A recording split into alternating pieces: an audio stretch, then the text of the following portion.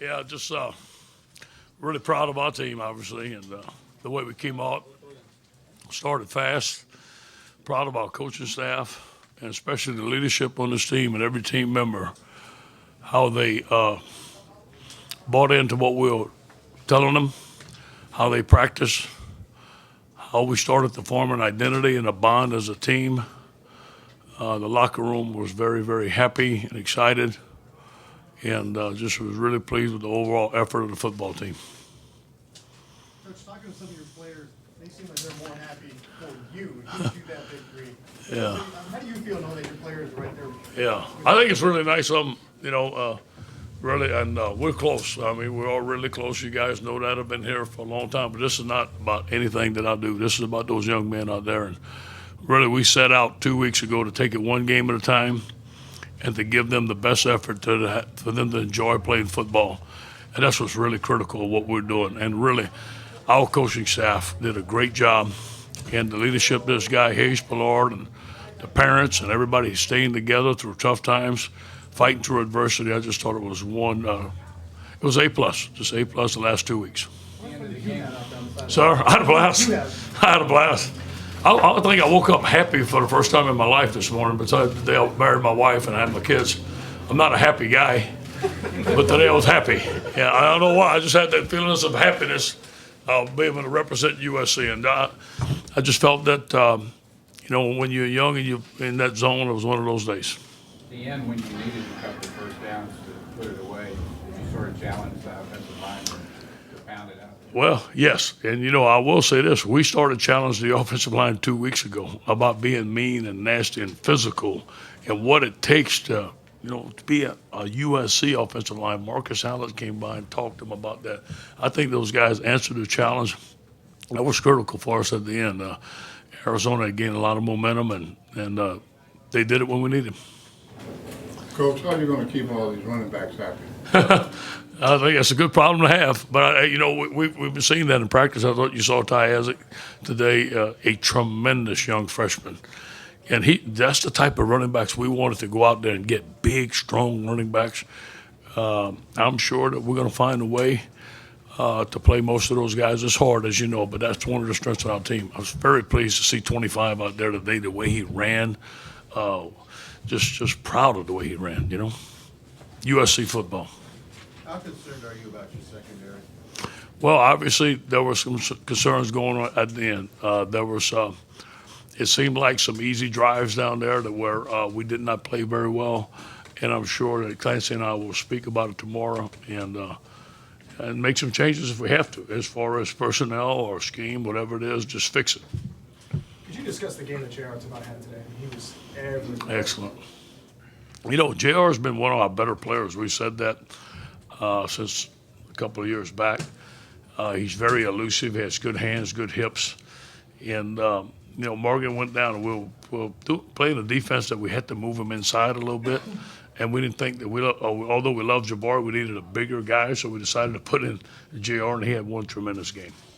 But JR hasn't played much this year. He hasn't played much. He's been behind Leonard and George, and we moved them over to what we call the J position, and he started and played excellent. Kind of the outside linebacker position in the nickel defense. Did you change up a little because of using him rather than Breslin? Well, Breslin was hurt. Yeah, so we changed, and that's why we had to change up because we were moving them.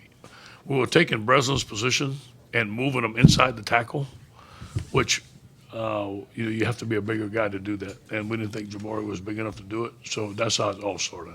Besides winning tonight, what do you think you did right in the last 2 weeks, and what mistakes did you make? Well, just the overall concept of we care about the team, and it is that we can do everything we possibly can for them under the NCAA rules to make them feel like a champion.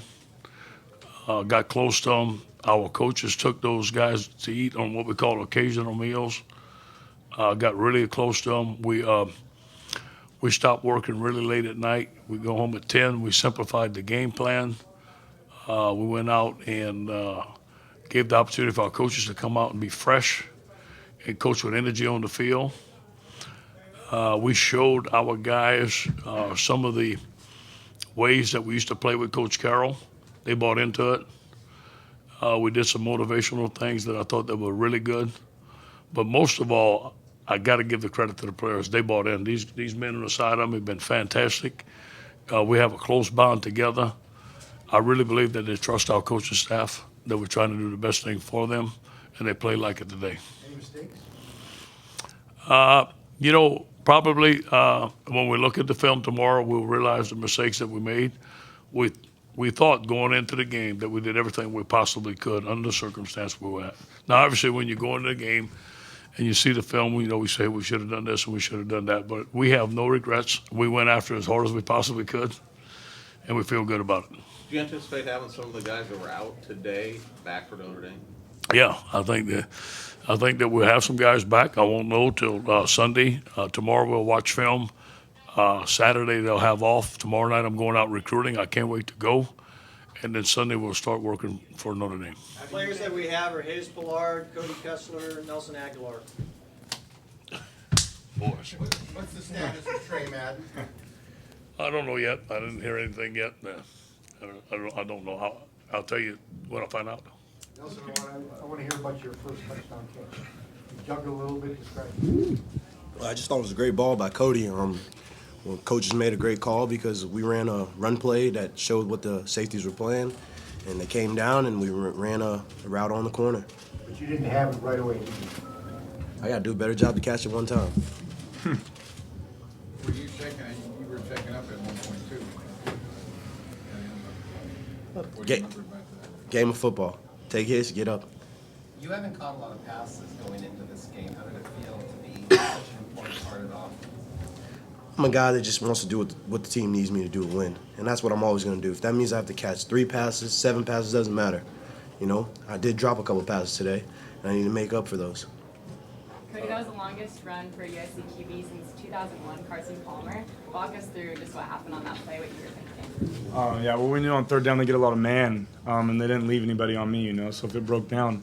I saw a seam, and it looked a little cluster, on the play, and I saw a seam, and I took off, and I'm actually a little disappointed because I thought the guy was closer. I didn't want him to punch it out, so I ran out of bounds trying to protect the ball, and I watched it again on the replay, and I could have, maybe kept going, I don't know, but it was nice, and that's going to have to happen sometimes, and it's nice to have that when, it's not always going to be there in the past. Guys aren't always going to be open, so you got to make stuff happen on your own. For Cody and Ed, what did you think of the play calling tonight? Just the rhythm, A+. all that stuff. A+. I mean, did it go the way that you had hoped? Yeah, I didn't have to say a word on the headsets except that a boy. Good job, Cody. Good job, Clay. I love that. Yeah. It just let me interrupt there. Just Clay Helton is a fantastic man. Diligent worker, very loyal, great football family. I thought he did a great job tonight, along with the offensive coaches, Mike Summers, T. Martin, James Krager. Those guys, Tommy Robinson, John Baxter, they just worked their tails off. Did it feel different to you, Cody? Well, people were saying that like it's going to be different with a different play caller, but people don't realize Coach Helton taught me the offense. Along with Matt, also when Matt was here, but me and Coach Helton, are very close. And I spend more time with him than I do my own family. Now, and he basically is family. And all these coaches and these players are family, and that's something we emphasize. And Coach Helton called a great game. It was just put us in the perfect plays, and obviously we missed some, and then there's a couple of missed throws, drops, some missing block assignments. But overall, I love the game that Coach Helton called, and allowed us to play. It allowed us to play really fast. There weren't that many shifts and motions and movement. It allowed us just to play fast and play smart. Hey, we saw you guys before the game make a circle out on the field before you guys went to the locker room. How meaningful was that, and what was that all about? Can you repeat that question, please? Before the game, before you guys went to the locker room and came down, you had a circle, coach talked, and a lot of family members were there, and you talked. What was that? How meaningful was that to you? That was a great feeling. A team that prays together stays together, and that's the bond we want to have with our family. In recruiting, Coach O put emphasis that we're all a big unit, one big family, and we want to bring the parents in the beginning of the game and just pray. Just let the players and the coaches know that we're all in this together. So that was a great feeling. For any of you guys, Silas Red playing his first game of the season. What did it mean to you guys to have back out there with the voice he has in the locker room and see him churn out some pretty tough yards at the end? Well, just me personally, I mean, that's just a guy you want to be around, and when it comes to football, and even off the field, you know. But you know, he's that guy in the locker room that always, you know, is getting everyone pumped up, getting everybody going, getting everybody focused. And he kind of, you know, makes you want to model after his work ethic, you know, the way he is. And obviously, he had an injury in the spring that set him back. And man, he worked his butt off to come back and in there every day in therapy and recovery and everything. And I mean, it showed tonight, you know, to come back and rush for, I think, 82 yards in your first game back after a major knee injury. I mean, it's just amazing what that guy can do. Coach, they gave you the Gatorade shower afterwards. What was that like? Just, again, man, just happy. You know, I wish I could throw the Gatorade on them, give them all the game ballers. You know, really, and I mean that. This is, I've been coaching for 27 years, and I plan on coaching till I'm 70. But these guys, man, it's for them. I watched them hurt, man, and I just wanted to change for them, and I really mean that. And to see them happy, to see them celebrating, and feeling good about themselves, walking with a little pep in their step, that's all I wanted. I did tell the guys, I'll treat them like my sons. And, you know, when you see your sons hurting, you hurt for them, and we just wanted them to feel good. That's all this was about. We said we're going to take it one game at a time, and we're going to enjoy this victory tonight, and then we're going to look at it tomorrow, and we'll get ready for our next opponent. Can you players talk about the job that Coach has done? I mean, how quickly he changed the culture of the team? I mean, how did he accomplish that, do you think? Just, you know, he just came in and everybody we love Coach O like a dad. We look to him, we look up to him and his work ethic on and off the field. And, you know, we seen him come out there to practice and we were just like, let's get on, let's overcome this and just have this 8-game season, take it one step at a time. You know, what do you think the offensive guys learned about Coach O that you guys already knew as a defense over the last 2 weeks? You know, it started with the offensive line over there. You know, that was the plan, to get them mean and, you know, just getting them just going out there and just run that football. And, you know, being able to, Cody to throw the ball and for Nelson to be able to catch the ball. And that just starts up front. You know, Coach O started with the defensive line. That's where I started as a linebacker, you know, having the offensive line be able to produce just like they did today. And just, it opens up so many things. Yeah, Cody, for you too, how the job? You know, I mean, me personally, you know, and no disrespect, you know, the coach was here before and not getting into that, but you want a coach that you will freaking just go to war for every time. And this man right here to my right, and I don't only speak for myself, I speak for the whole team, that we would go to war for this guy any day of the week. Anytime he needed us, we have his back 100%. And when you have a coach that you can't, I mean, or you can only see but feel that he cares about you so much and he wants you to be the best that you can be and succeed. I mean, that's love right there, man. That's awesome. Like Hayes said, you know, and I couldn't ask for a better head coach right now.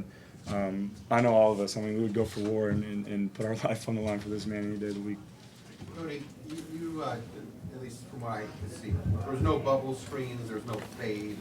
Is that a change in philosophy or just the way the game played out? I mean, no, it's just the way the game played out, and we knew. And first off, like I say, Arizona had a great defense. Their defense, I mean, that's a heck of a defense there, and they played so hard. But we knew, and we believe that you have to, you know, that our receivers are better than their DBs and our O-line's better than their D-line. And you have to have that confidence, and we knew that we could run the ball on them and then take them deep with Nelson's speed, and we knew we can get behind them. And same thing with Victor. You know, Victor had some key catches in there and played a great game, and especially the tight ends, you know. So, I mean, it depends, you know, each week what the game plan is, and this game plan this week was run the ball and throw it over their head. And one more question. Why was it so important to play all these guys that really haven't played much this season tonight? Well, you know, I can't say that we exactly planned it, but we had to play the guys in some positions we had to. And the other ones, I let the coaches coach their position. I said, guys, play the guys that are ready to play, give them a shot, and handle your rotation. I thought they did a great job.